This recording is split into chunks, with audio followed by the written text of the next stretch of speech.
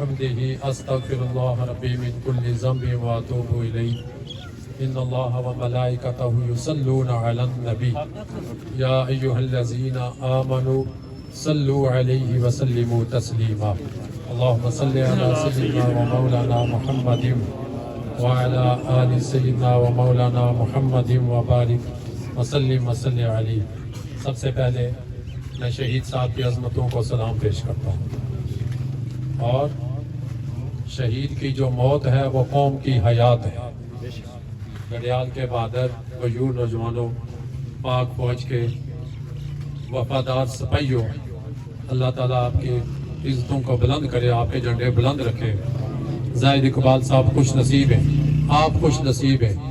عرفان صاحب، سہیل صاحب، جن کا یہ مجاہد اپنے ملک و ملت کی ڈیوٹی کی خاطر سفر کرتا ہوا شہادت کا مرتبہ پا گیا.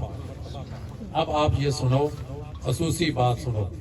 وہ خصوصی بات یہ ہے کہ شہید کا جب خون کا پہلا قطرہ زمین پہ گرتا ہے تو اسے دیدار الہی نصیب ہو جاتا ہے.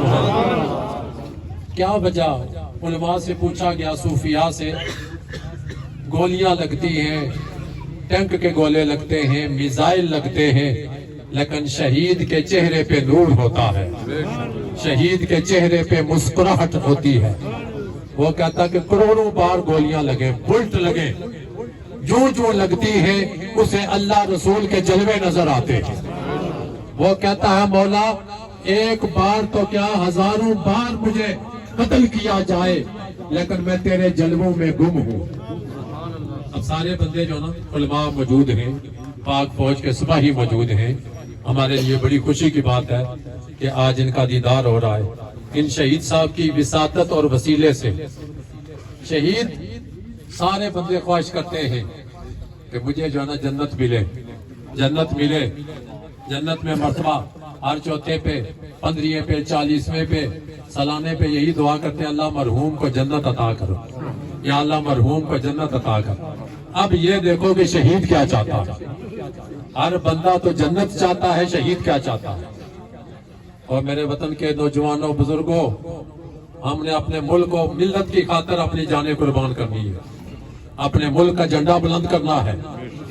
ہم نے کشمیر کے لیے اکٹھا ہونا ہے، مقبوضہ کشمیر کے لیے. ہم نے مقبوضہ بیت المقدس کے لیے اکٹھا ہونا ہے.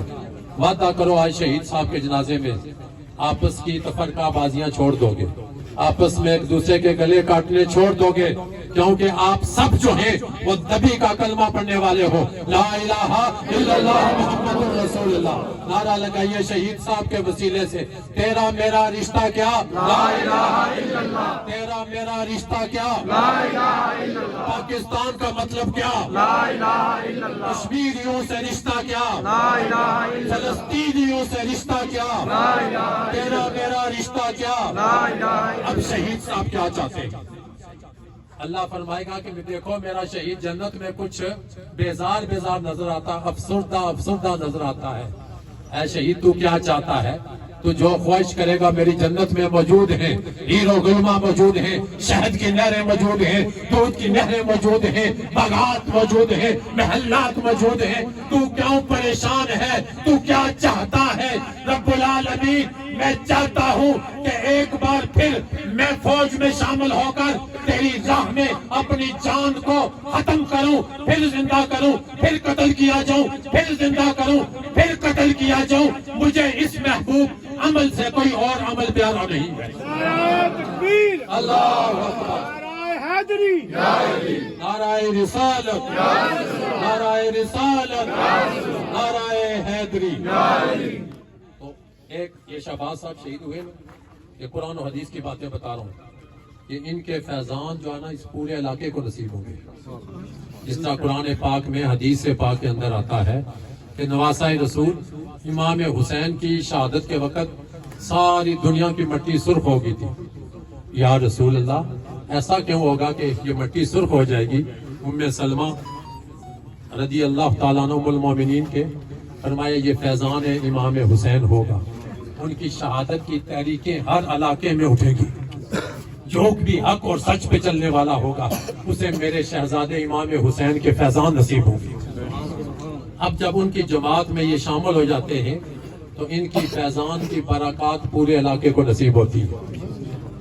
شہید کے فیضان پورے علاقے میں تقسیم ہوتے ہیں. اسی لیے یہ صوفیاء کا متفق کا فیصلہ ہے کہ جب بندہ افسردہ ہو، تکلیف میں ہو، اسے کچھ سمجھائی نہ دے، وہ افراتفری کے عالم میں ہو، تو وہ کیا کرے؟ کسی شہید کے مزار پہ چلا جائے، اللہ تعالیٰ کی رحمت اس کی مشکلات کو دور فرما دے. اسی لیے شہید کے دربار میں جا کے کیا کہتے ہو؟ یہ مسئلے سمجھو مسئلے. فرمایا باقی ساری قبور کو کہتے ہو السلام علیکم یا اہل القبور یغفر اللہ لنا ولکم ونحن یغفر اللہ لنا ولکم ونحن بالاثر. شہید کی عام قبروں پہ یہ کہتے ہو. جب شہید کی قبر پہ جاؤ تو پھر کیا کہو؟ سلام علیکم بما صبرتم فنعم عقب الدار. تو نے شہادت کا درجہ صبر اور حوصلے سے پایا، جا اللہ تجھے اور تیرے درجات کو اور بلند کرے.